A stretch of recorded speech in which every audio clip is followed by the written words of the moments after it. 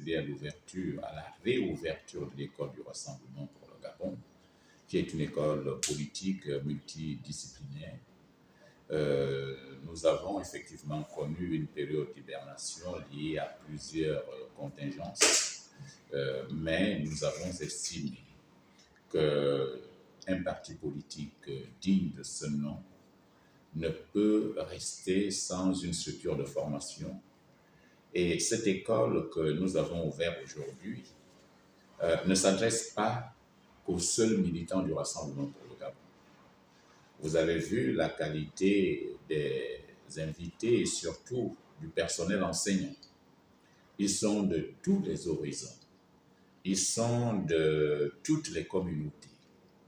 Et ils balaient pratiquement tout le champ du possible pour former et faire des jeunes Gabonais, quelle que soit leur appartenance politique, des jeunes qui sont assis suffisamment, non seulement dans leur culture, mais dans tout ce qu'ils ont comme défi devant eux.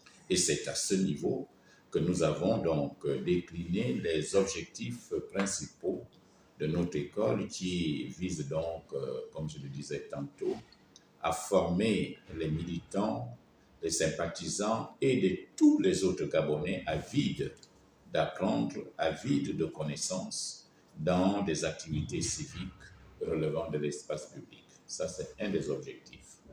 Cette école a également la mission d'analyser la vie politique nationale et internationale, ainsi que le fonctionnement quotidien de notre formation politique, d'animer des conférences thématiques de tous ordres relevant de l'espace public et d'en proposer des vues et des orientations à la direction du parti, de proposer des stratégies de conquête et de reconquête du terrain politique et d'apprécier toute autre question d'intérêt général. Voilà globalement les objectifs que vise notre école. Je le répète, notre école n'est pas fermée. C'est une école ouverte à tous ceux qui veulent apprendre. Dans les tout prochains jours, nous avons lancé l'ouverture par une conférence thématique qui porte sur l'emploi. Vous savez, aujourd'hui, l'emploi est une problématique qui touche la plupart de notre jeunesse. Nous ne voulons pas voir cette transition mourir ou prendre une autre direction. C'est pourquoi, également, il faut que le peuple soit éduqué et formé.